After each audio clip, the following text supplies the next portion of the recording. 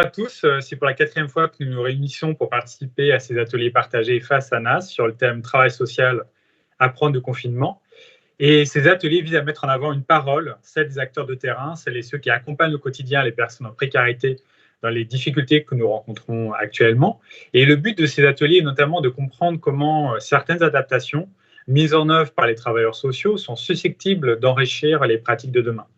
Et pour cette 4e séquence, nous avons choisi d'aborder la question des pratiques culturelles, car étant déjà essentiel au quotidien du travail social pour permettre un enrichissement de l'accompagnement, avec ces situations de crise que nous traversons, elles deviennent primordiales. Et c'est un formidable outil d'ailleurs pour lutter contre les effets néfastes du confinement qu'on a pu remarquer déjà et qui commencent à prendre de l'ampleur aujourd'hui.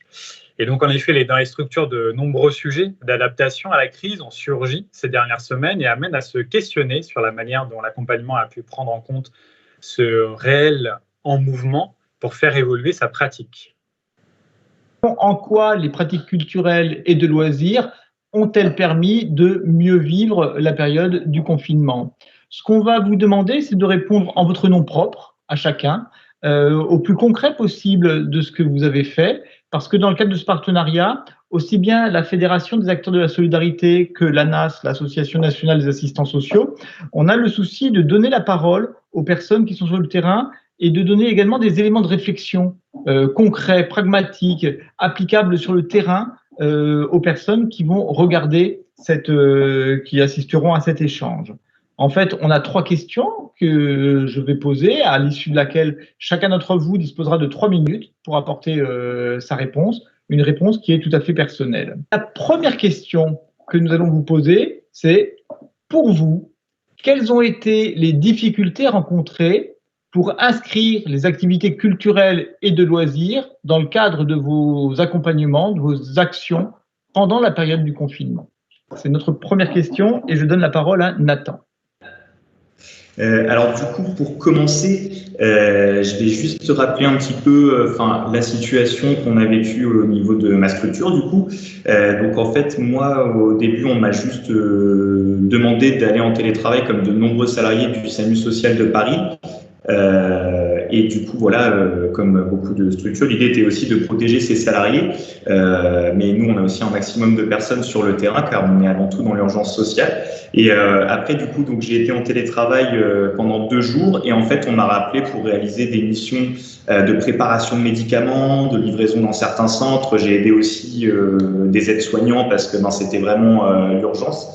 On a eu quand même une grosse épidémie au niveau du LHSS. On a malheureusement eu des décès, donc ça a été l'urgence. Et moi, j'ai été dans l'obligation d'arrêter mes activités pendant un peu plus d'1 mois. Donc là, ça fait également un peu plus d'1 mois que j'ai eu la chance de reprendre mon poste tout en adaptant ces difficultés. Donc, il faut savoir que nous, on a en fait 3 volets importants donc au niveau des animations socioculturelles. Donc, on a un volet occupationnel, un volet sportif et un volet en fait culturel. Le volet culturel représente à peu près 50% du programme d'animation car on réalise de nombreuses choses à l'extérieur, ce qui a été très difficile car de nombreux projets ne se sont pas faits. Je pense par exemple au partenariat qu'on a en fait dans le cadre du relais du champ social qui nous permettent d'assister à des visites guidées et gratuites de nombreux musées de la ville de Paris qui sont organisés par des conférenciers qui maîtrisent plusieurs langues différentes parce qu'en fait, on a un public qui présente des difficultés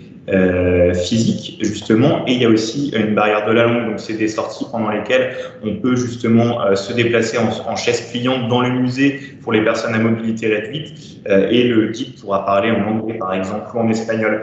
Donc ça a été annulé. On a aussi un gros projet avec la Philharmonie de Paris, le projet Steel Drum, donc c'est des percussions de Trinité et Tobago. On a des cours de musique toutes les semaines pour préparer un concert de percus. Ça aussi, ça a été annulé. Tout ce qui s'est fait à l'extérieur, en fait, a été annulé. Donc, il a fallu repenser tout ça. Il faut savoir qu'on a des personnes qui ont dû rester sur le site, mais avant tout, qui ont dû rester isolées dans leur chambre parce que justement, elles étaient positives.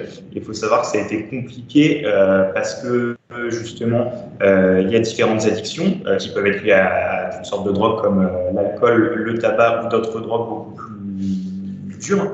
Et du coup, voilà, l'enjeu était de reproposer à nouveau des activités à ces personnes pour les occuper et faire en sorte que l'isolement soit respecté pour leur sécurité à elles et la sécurité aussi des gens à l'extérieur pendant justement cette épidémie.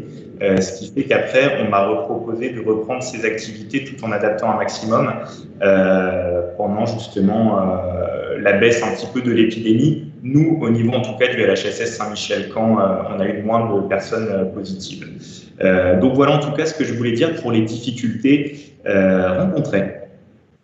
Ok, merci beaucoup.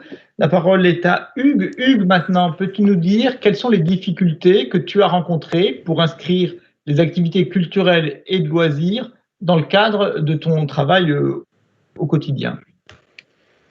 Du coup, les activités des petits débrouillards sont surtout des activités qui se déroulent dans l'espace public, donc en face-à-face pédagogique. Donc, dans un premier temps, ce n'était pas dans nos habitudes de travail, ou alors de façon très marginale et ponctuelle. Donc, dans un premier temps, la première difficulté était de comment garder ce caractère interactif de nos animations en allant sur un domaine qui était le virtuel, puisque du coup, le face-à-face pédagogique n'étant plus possible. Ensuite, la question du public et ce qui s'est posé à de nombreuses activités aussi qui se sont transformées sous un format virtuel, c'est comment accéder finalement à ces publics. Parce que du coup, nous, on fait de la médiation scientifique et technique, mais l'objectif premier étant de faire de l'éducation populaire, c'est inscrit dans une action sociale. Donc, c'est comment toucher le plus grand nombre avec un outil qui n'est malheureusement pas accessible au plus grand nombre. Donc, aujourd'hui, ce qu'on a pu redécouvrir, en tout cas, c'est pas l'art, mais c'est les fractures numériques, du coup, et l'accessibilité à ces outils. Donc ça, c'est la deuxième difficulté. Et la troisième étant aussi de mobiliser des gens ayant déjà cette pratique ou ne l'ayant pas, donc de pouvoir les former autour de ces activités pour les créer réellement. Donc ça a été les trois difficultés pour mettre en œuvre ces programmes. Donc moi, je me suis occupé plus particulièrement d'un programme qui s'appelle Par ici la visite, qui a été construit avec une autre association partenaire Culture du Cœur 13, qui se basait sur un projet qui était existant de visite de lieux culturels complétés par des ateliers scientifiques et techniques, donc des expériences, des jeux ou des débats. Donc l'idée de rendre ça virtuel était plutôt assez facile, puisqu'on a la chance que la plupart des musées et autres acteurs ont déjà créé des visites virtuelles. Et après, comment nous, on a pu compléter aussi par des manipulations des expériences de façon virtuelle et créer un parcours par semaine à partir de la 3e semaine, je crois, de confinement, le temps que la machine se mette en route. Et on en sort un par semaine jusqu'à mi-juin, en alternant des lieux de patrimoine, des expositions, du street art, du patrimoine naturel, etc. Voilà les principales difficultés qui ont été présentes pour rendre accessibles nos activités, sachant que le virtuel maintenant prend une place importante dans notre conception, mais elle ne remplacera toujours pas le face-à-face et le contact avec le public. Donc, c'est de voir comment on combine les deux, puisque malheureusement, nous avons encore un bout de temps aussi à limiter les face-à-face. Alors, la première difficulté, c'est qu'on s'est retrouvé en confinement de manière extrêmement subie. Donc, ça a été la précipitation, mais je pense que voilà, tout le monde a vécu la même chose pour précipitation de quitter les bureaux. Voilà. Donc, les premières difficultés rencontrées, elles sont un peu d'ordre organisationnel. Comment organiser le travail à distance, comment aussi comprendre les dispositifs d'aide, comment maintenir le contact avec les partenaires. Voilà, tout ça, ça a été quand même un bon casse-tête. Après, il y a aussi l'inquiétude qui est venue un peu par-dessus tout ça, parce que nous, on a eu une fermeture brutale de tout le secteur culturel, sportif et de loisirs. Enfin, voilà, on le vit toujours d'ailleurs. Et nous, du coup, ça a provoqué l'arrêt immédiat de nos activités sur le site internet de Culture du Cœur, qui est l'outil phare de l'association. Donc, des grosses inquiétudes par rapport à l'avenir, puisque sans visibilité aucune de quand est-ce que les activités vont pouvoir reprendre et sous quelle forme. Donc, ces interrogations étaient assez présentes. Évidemment, la fermeture des lieux, ça n'a pas provoqué que l'arrêt de notre site internet, puisqu'on fait énormément d'interventions sur le terrain avec des volontaires, aussi en service civique, avec des stagiaires, et puis l'équipe de médiation. Tout ça a été arrêté. Des événements aussi du type, on devait monter un colloque justement avec Kitry de la FAS qui a été annulé. Et puis voilà, de multiples rendez-vous, nos projets qui ont été annulés, des prestations aussi qui ont été annulées chez les partenaires. Voilà, tout ça s'est cumulé, mais aussi la fermeture de la majorité des structures sociales qui donc accueillent les publics qui vont pouvoir bénéficier de Culture du Cœur. Et là, avec aussi une chute des contacts, déjà nous qui étions dans une activité très restreinte, mais aussi au démarrage du confinement, assez peu de contacts avec nos partenaires sociaux et culturels d'ailleurs. Donc tout ça, ça a créé vraiment de l'inquiétude. Bien sûr, on a nous aussi choisi de réagir et de monter des actions de solidarité, mais du coup, pareil que on ne savait pas si on arriverait à toucher les publics. Donc on avançait un peu à l'aveugle sur des actions qui nous paraissaient pertinentes par rapport à des besoins identifiés. C'est vrai qu'on a quand même eu quelques contacts. Après, au fur et à mesure, on a repris des contacts avec nos partenaires sociaux qui nous ont fait remonter aussi des craintes eux-mêmes de perdre le contact avec les personnes les plus fragiles. On essayait aussi de recenser quelles étaient les difficultés qui avaient pu être accentuées pour que nous, on puisse adapter aussi nos dispositifs. Et puis, on a donc très rapidement compris via nos échanges, non seulement avec les acteurs sociaux, mais aussi avec les acteurs institutionnels avec lesquels on était restés en lien. Je pense à la politique de la ville, je pense aux conseils départementaux, que effectivement, les fractures numériques avaient été, ça devenait une réelle priorité. Il y avait aussi le décrochage scolaire, des gamins qui étaient plus en contact avec les professeurs, l'accentuation des violences intrafamiliales, l'isolement et la paupérisation, puisqu'on sait qu'il y a des familles qui ont eu faim pendant le confinement. Donc, comment agir ? Voilà aussi les questions qu'on s'est posées dans les premiers temps. Comment agir ? Comment travailler dans l'urgence ? Comment proposer des actions qui soient cohérentes et à distance ? Voilà les questions qu'on s'est posées et auxquelles, j'espère, on a pu répondre. Moi, je m'en rappelle encore bien parce que on était en train de faire le vernissage d'une exposition. Là, c'était le samedi juste avant le confinement. Et du coup, ça s'est très vite résumé. Quelques paroles, distanciation immédiate et puis fermeture des locaux, malheureusement. Donc après, il y a eu réflexion, tout ça. On a pris certaines mesures avec les jeunes pour surtout surveiller bien pour qu'ils respectent bien les mesures sanitaires, disons, qui étaient à l'honneur à ce moment-là.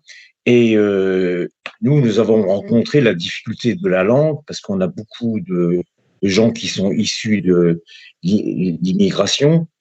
Donc, des jeunes qui ne parlaient pas trop bien le français, qui ne comprenaient pas trop ce qui se passait, bien entendu. Et avec tout ça, leur jeunesse, parce que certains ont 14 ans, 15 ans, ils sont pas encore scolarisés, ils sont dans l'attente d'une scolarisation. Donc tout ça, ça a été des difficultés supplémentaires. Et puis surtout, faire bien attention à eux et puis à nous-mêmes, parce que on se mettait effectivement dans quelque chose comme ça. Après, les choses se sont un petit peu apaisées. Au moment où on a eu les équipements nécessaires, parce que ça aussi, c'est pas arrivé tout de suite. Et puis surtout l'équipement des lieux, les barrières, de barrières, des choses comme ça, pour éviter les contacts directs, quoi. Et puis tout doucement, on a entamé le confinement. Moi, après, je suis parti en arrêt maladie, mais j'ai maintenu mes contacts avec mes jeunes par le téléphone, parce qu'eux, ils sont équipés de téléphone. Donc, je continuais à donner des cours de dessin comme ça, virtuels, et eux me répondaient en m'envoyant leur réalisation, les choses qu'ils faisaient, leurs sentiments. On échangeait quelques discussions par rapport à ce qui se passait, par rapport à plein de choses, quoi. Et forcément, bon, ce qui s'est passé, les problèmes que je rencontrais aussi, c'est que j'ai annulé tout ce qui était sorti, bien entendu, d'exposition, visite de lieu, animation de l'atelier, parce que l'atelier est un peu exigu. En plus, ça suppose des postes de travail très rapprochés, montrer à quelqu'un comment dessiner, des choses comme ça. Donc tout ça, c'est un peu en sommeil, quoi. Et là, je vais donc mardi, je reprends le travail, hein, et puis je vais voir comment je peux m'adapter aux nouvelles circonstances, bon, en sachant que maintenant les choses sont un peu plus légères. Voilà. Ok, merci beaucoup. Donc, on va commencer le deuxième tour pour la deuxième question. La deuxième question, elle concerne les changements que vous avez mis à l'œuvre dans vos propositions d'activités culturelles et de loisirs pendant le confinement. À toi, Nathan, donc, quels sont les changements que tu as mis à l'œuvre dans tes pratiques professionnelles en matière d'activités culturelles et de loisirs pendant le confinement?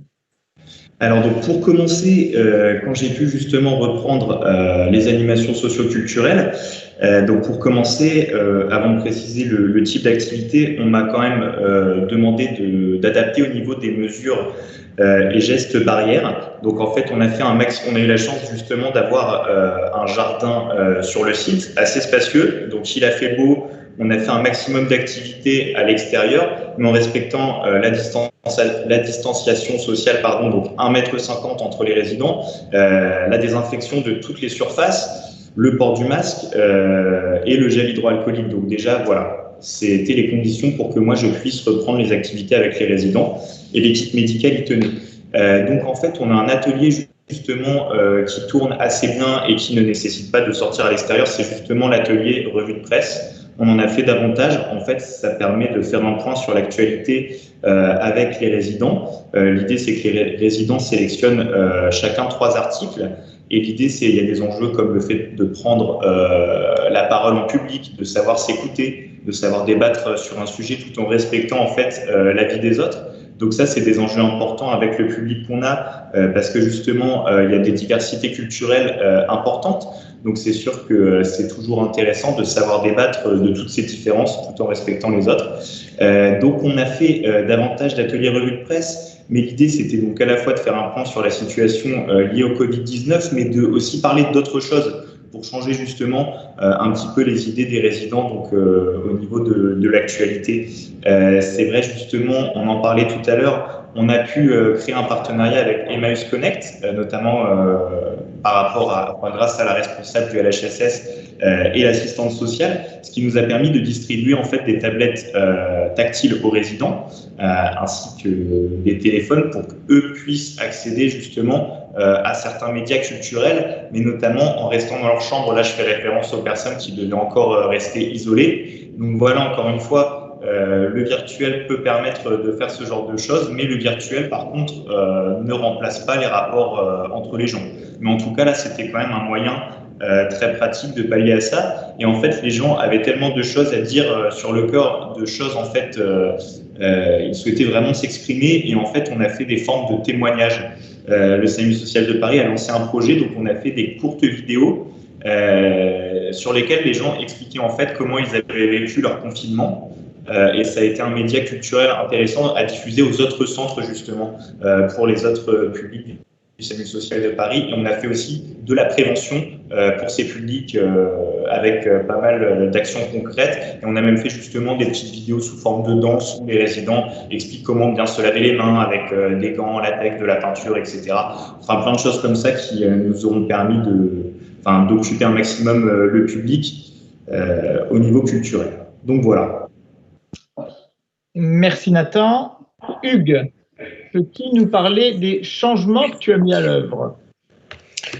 Déjà, étant dans la même situation que la plupart des travailleurs, on était du coup en chômage technique. totale, donc une activité qui doit se baser déjà de chez nous, en composant avec notre vie personnelle aussi. Donc déjà, organiser déjà ça et essayer de regrouper une équipe de volontaires qui attrape le sens de mettre en place ce type d'action en bougeant là aussi un peu l'organigramme, c'est-à-dire que hors confinement, je suis le directeur adjoint, donc j'ai plutôt l'habitude de manager des équipes et dans ces configurations-là, dans ces périodes-là, la configuration doit changer. Donc, on a composé des équipes comme ça selon les volontés, les envies, la curiosité des gens pour faire des groupes de travail sur du coup ces parcours que je présentais tout à l'heure, culturels, de visite plus expérience. En découvrant, comme je le fais aujourd'hui aussi avec vous, un nouvel outil de communication. Donc, découvrir des millions de nouveaux outils numériques et faire le tri aussi en fonction de critères qui peuvent être aussi l'accessibilité technologique, sociale, etc. de ces outils. Donc, voilà, ces nouvelles équipes ont choisi des outils assez simples et pour faire des parcours qui soient accessibles au plus grand nombre, donc passage par des canaux plutôt populaires que peuvent être les réseaux sociaux par exemple, et Facebook pour pas le nommer. Ensuite, il nous a fallu aussi réfléchir des formats parce que il est facile pour nous de travailler devant notre ordinateur, enfin plus ou moins facile, de travailler devant notre ordinateur, il fallait se mettre à la place de la personne qui est en face, donc par exemple celle dans les foyers. Ou est-ce que dans un foyer, il y a un ordinateur pour tout le monde, il n'y a pas d'ordinateur, il y a un ordinateur pour 30. Donc là aussi, essayer de créer des versions imprimables pour qu'elles soient diffusées à tout le monde et qu'on ne soit pas uniquement dépendant du numérique pendant cette période-là. Donc les changements, ça a été à la fois sur l'utilisation des outils, à la fois sur les formats pour les rendre les plus interactifs possibles, même si on est derrière un écran. Et le troisième, qui est aussi notre boulot de tous les jours, mais qui rajoutait là des paramètres, qui était d'essayer d'imaginer quelle est la situation des gens chez eux, ou dans des foyers, ou dans des structures spécialisées. Donc ça a été du coup notre travail. Donc c'est passé par des choses très simples comme des outils très accessibles ou des versions tout simplement imprimables. On est arrivé aussi parfois à sortir et à aller donner des kits pédagogiques qui étaient distribués par exemple avec les paniers alimentaires. Donc voilà, on a essayé aussi de manier les deux pour minimiser les risques au maximum, mais en prenant compte que parfois il y a un ordinateur pour 6 personnes dans un foyer.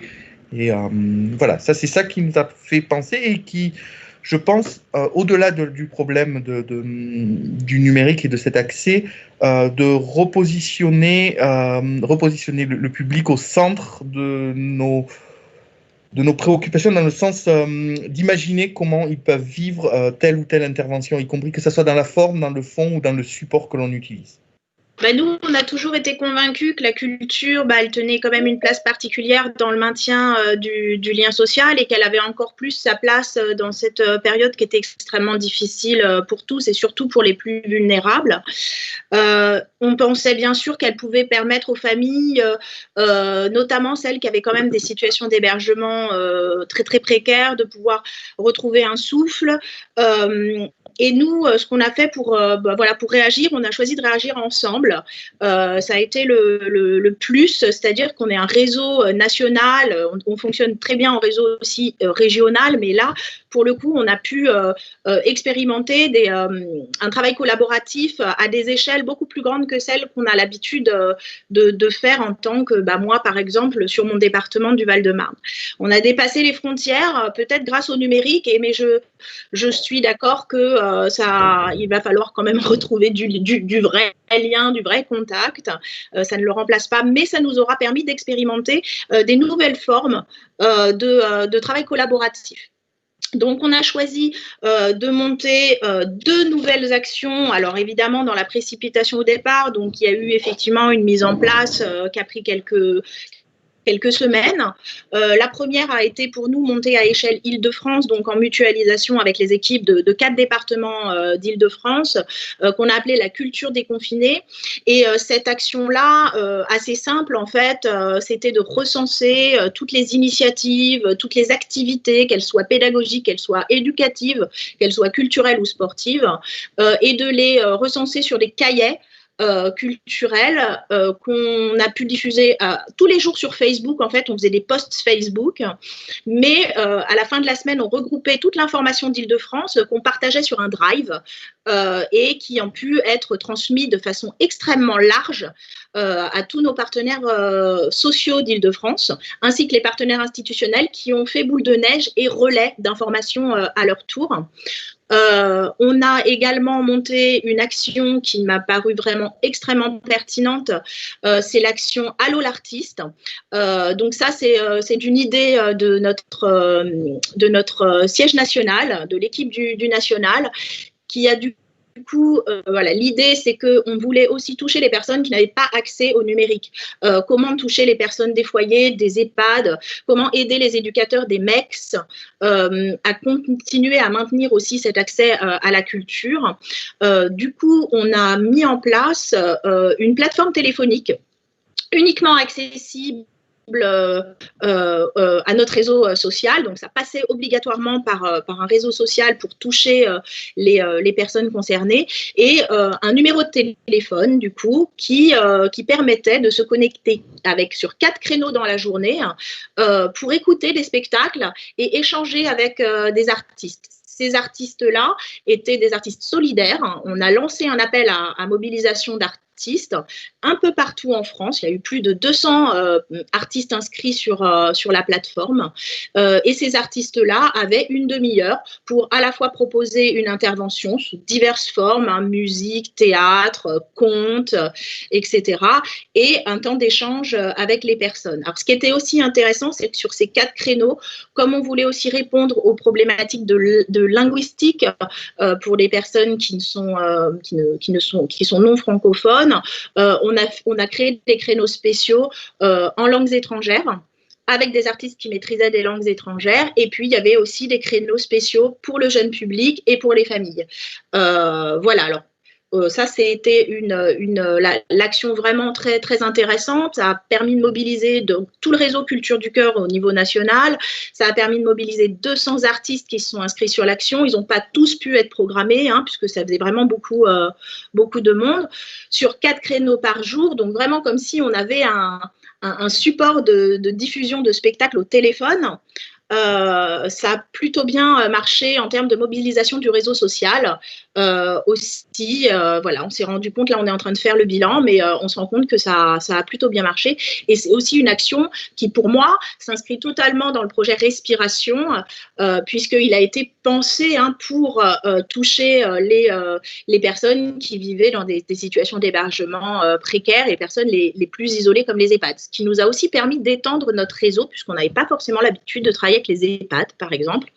Mais voilà, on a pu étendre largement aussi le réseau de personnes touchées. Ce qu'on souhaiterait, nous, c'est que ces 2 actions puissent avoir une existence prolongée, mais revisitée, parce que voilà, en fonction elles peuvent se moduler en fonction des conditions qui vont nous être, qu'on va devoir vivre dans les temps futurs et dont on ne sait pas trop vers quoi on va.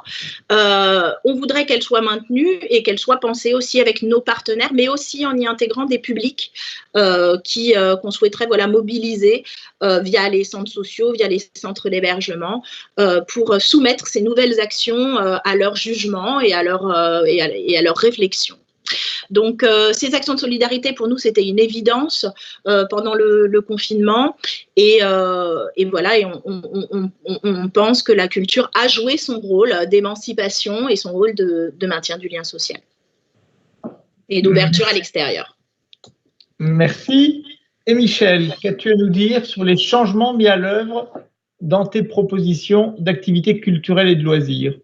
Les changements, bien entendu, c'est en respectant toujours ces mesures sanitaires et tout ça.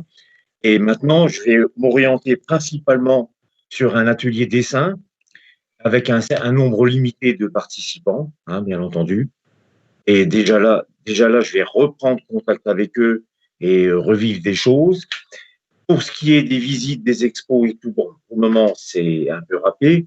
Ce que je vais simplement faire, c'est organiser des visites extérieures.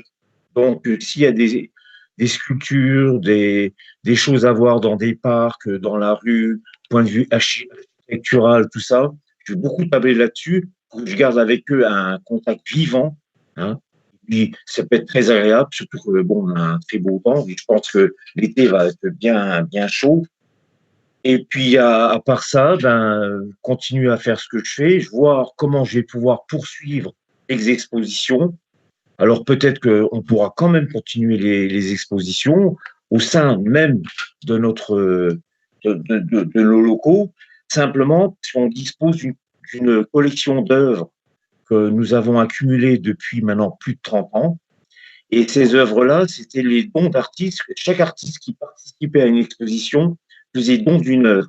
Donc, nous, on lui proposait des services gratuits pour organiser son exposition, plus les lieux gratuitement, et en échange, à l'issue de l'exposition, il nous faisait don d'une œuvre. Donc, on se retrouve avec une collection très importante. Et là, je suis en train de penser de faire des expositions internes au foyer dans lequel on est, et justement faire un petit remake de tous les artistes qui ont exposé à Carrefour. Ça peut être très intéressant, parce qu'on va revisiter notre patrimoine personnel. Voilà. Et puis après, moi par contre, je me suis aperçu que le confinement a apporté beaucoup, contrairement à ce qu'on pourrait imaginer, et dans le lien beaucoup plus intime avec les jeunes, beaucoup plus personnalisé, parce que forcément, en respectant tout ça, on se retrouve avec des codes, des choses qui sont apparues. Hein, le masque, on voit plus l'expression de la bouche, mais on voit celle des yeux. Et Dieu sait qu'elle est importante aussi. Et puis, j'ai vu des yeux s'illuminer, des choses comme ça. Et simplement, en regardant un tableau, en leur montrant la photo d'un tableau, et puis aussi travailler avec le téléphone. Merci. Merci. Et bien justement, on va se tourner vers l'avenir et on va se demander, on va essayer de répondre maintenant à la question, que vous a appris le confinement en matière d'activités culturelles et de loisirs? Quelles leçons tirez-vous de cette période que nous venons de traverser? Et c'est Nathan à qui je cède la parole. Alors du coup, en fait, le confinement nous a appris justement à nous adapter en grande partie. Mais voilà, comme le disaient certains, je pense qu'on peut retenir énormément de positifs. Parce que nous, en fait, on a vu un bel esprit de partage secret entre les résidents. L'équipe a fait aussi énormément d'efforts pour que moi, je puisse me dégager du temps pour continuer le maintien des activités. Donc c'est vrai que il y a des choses positives justement de ce confinement, et je dirais que voilà, ce bel esprit de partage, de solidarité, d'entraide. Nous, on n'a pas vu de résidents justement égoïstes. Tout le monde a fait des efforts énormes.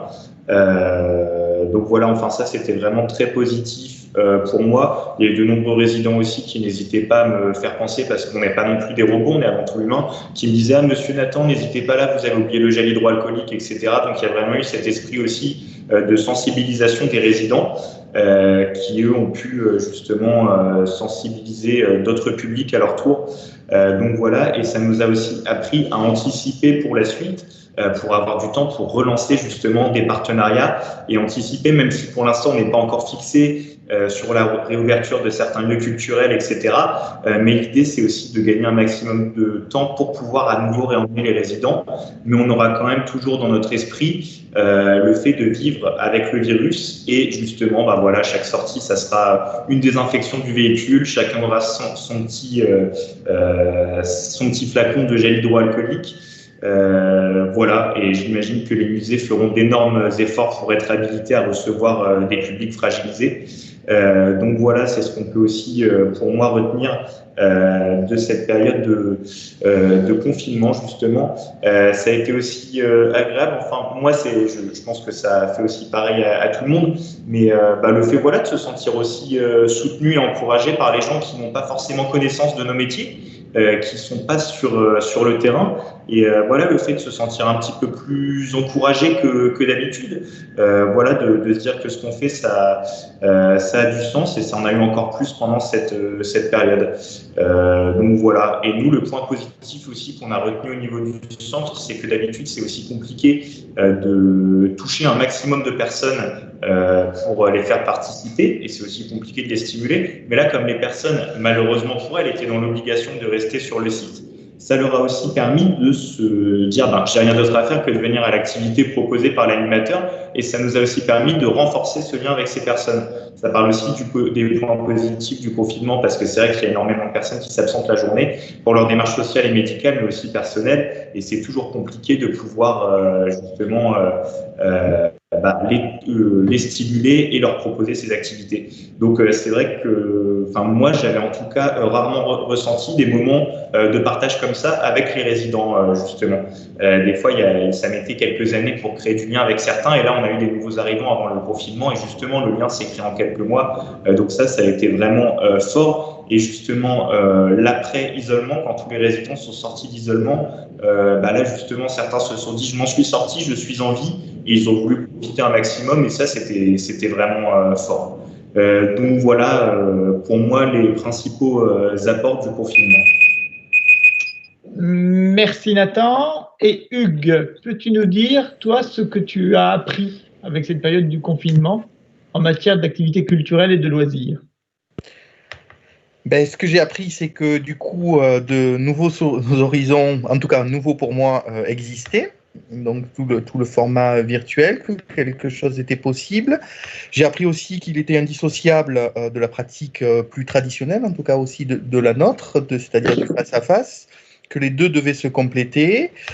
J'ai découvert aussi une certaine solidarité dans les travailleurs, en tout cas ceux qui gravitent autour de notre association pour créer des dynamiques et aller vers les autres à des moments et à des époques où on n'en a pas toujours le moment, enfin le temps, je veux dire, où c'est presque un luxe. Donc là, effectivement, cette période a permis de se pencher vers les autres, en fait, d'aller vers les autres. Et plus que ce que ça m'a appris, ça m'a aussi permis de réfléchir et de me poser plein de questions sur l'avenir et de comment nous, on va continuer notre action.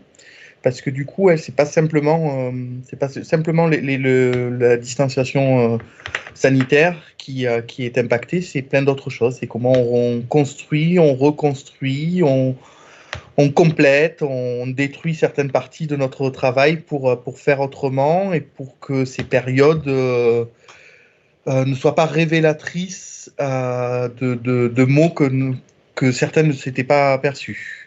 Donc je parle par exemple, effectivement, je reprends ce cas de l'isolement des personnes, qu'il soit numérique, social, affectif, culturel et tout ça. Je trouve assez triste en tout cas que ce soit le confinement qui nous amène certaines de ces preuves-là, et que ça on aurait dû, on le savait, mais il a fallu que ça soit une crise comme ça qui soit encore plus révélatrice. Donc voilà, que ça nous serve un peu plus de leçons. Voilà, et voir comment va être la société, pas de demain, mais d'après-demain. On va laisser un peu le temps, le traumatisme et tout ça, et comment on va se reconstruire, et avec des bases solides. Voilà des perspectives. Lydie, peux-tu nous dire ce que tu as appris le confinement? Moi aussi, je n'ai pas vu que des choses négatives. Bien au contraire, j'ai été très impressionnée par, comme d'habitude en fait, par le dynamisme extraordinaire qui est déployé dans une période de crise comme celle-là, très subie, très difficile à comprendre, qu'on se prend de plein fouet. Et pourtant, nous qui avons suivi un peu l'actualité culturelle, sportive, on se rend compte qu'il y avait des choses extraordinaires d'inventivité qui ont été proposées.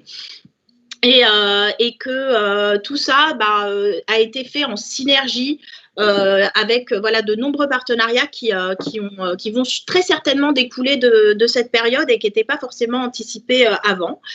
Nous, par exemple, effectivement, on a développé un réseau d'artistes alors qu'habituellement, on était plus en contact avec les établissements de diffusion de spectacles, ce qui va nous permettre tout de suite de rebondir, de voir avec eux et avec, bien sûr, nos partenaires historiques, comment on peut répondre à ces enjeux sociaux majeurs qui ressortent là, comment on va pouvoir aussi agir dès cet été, peut-être avec des nouvelles actions auxquelles on n'aurait jamais pensé si on n'avait pas vécu cette période.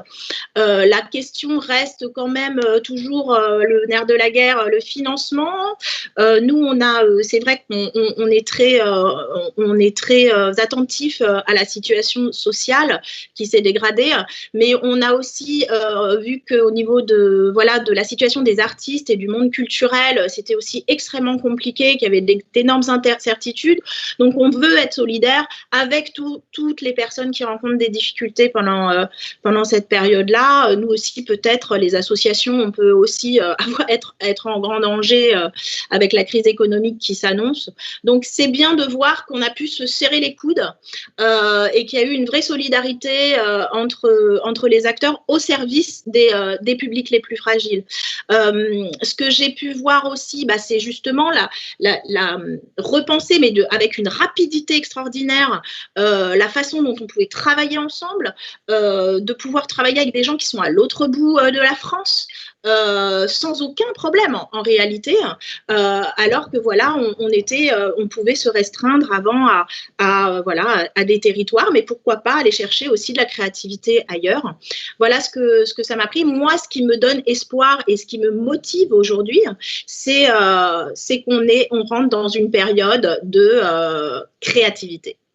Et qu'il va falloir qu'on sache se réinventer. Et pour moi, l'innovation sociale, qui me porte au quotidien, elle ne peut se faire qu'à plusieurs. Et j'ai l'impression qu'on est monté en compétence de façon fulgurante avec tous ces outils numériques qui vont nous permettre peut-être de réussir à maintenir le lien social et de reprendre progressivement nos activités normales, en contact normal avec les personnes, mais avec une plus-value énorme pour toucher peut-être ceux qu'on n'arrivait pas à toucher aussi directement.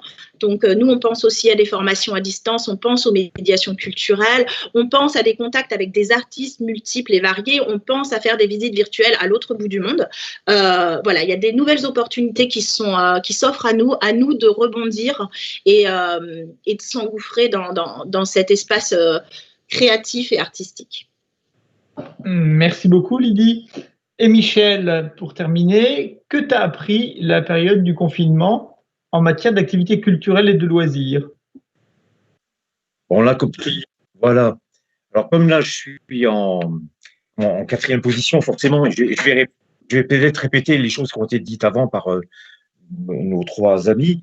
Et du coup, moi, simplement, je suis en train de prendre vraiment en considération la situation, parce que le ressenti à tout ce qu'on a subi, tout ce qu'on a vécu, tout ce qu'on a pu entreprendre. Et maintenant, je vois un horizon qui s'éclaire, ça c'est sûr. Et je vois en même temps le numérique se greffer, comme disait Lydie, en supplément, c'est quelque chose de supplémentaire et non de contraignant comme je pouvais le ressentir bien avant.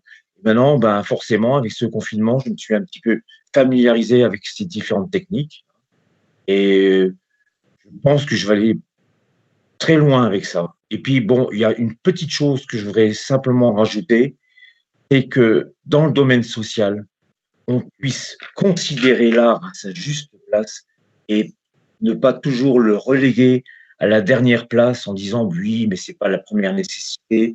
La première nécessité, c'est de trouver un emploi. La première nécessité, bien sûr, tout ça, c'est important. Mais s'il n'y a pas un contact humain entre les gens, s'il n'y a pas un échange culturel, on n'a qu'à vivre comme des fourmis, tout simplement. Simple, et on n'aura pas besoin de masque. Voilà ce que j'ai à dire. C'est une conclusion assez forte que tu nous proposes, Michel. Merci beaucoup à tous pour cette participation à cet atelier de la FAS et de la NAS. Merci beaucoup pour la diversité de vos réponses. Et puis maintenant, je cède la parole en guise de conclusion à Stéphane. Oui, merci Christophe, merci à tous et à toutes. Moi, je souhaite profiter de dire quelques mots sur le programme Respiration, parce que ça a été évoqué tout à l'heure, et puis je participe à cette vidéo. Et donc, le programme Respiration défend l'accès aux pratiques culturelles, qu'elles soient artistiques ou scientifiques, des personnes comme les enfants, les familles et les jeunes des plus vulnérables, comme un outil de citoyenneté et d'émancipation. Et il est né par l'association de 3 réseaux à dimension nationale, donc la Fédération des acteurs de la solidarité, Culture du cœur, on voit une représentante Lydie, et les petits débrouillards aussi avec Hugues. Et donc le programme est développé dans 5 régions pilotes, Auvergne-Rhône-Alpes, les PACA, non pardon, excusez-moi, je reprends, parce que à force de répéter toujours les 5 régions, parfois elles se croisent dans mon esprit, mais donc on a Auvergne-Rhône-Alpes, on a Occitanie, Pays de la Loire, Île-de-France et La Réunion, et PACA est un territoire partenaire sur le programme Respiration, et qui sont aussi très actifs. Et donc pour nous, les sciences et la culture est une chance pour l'enfance, pour permettre à travers les pratiques culturelles une véritable émancipation des personnes et une autonomie de ces dernières, et aussi comme un outil pour les travailleurs sociaux. Merci à tous. Merci, au revoir. Au revoir. Merci. Merci beaucoup. Au revoir. Merci.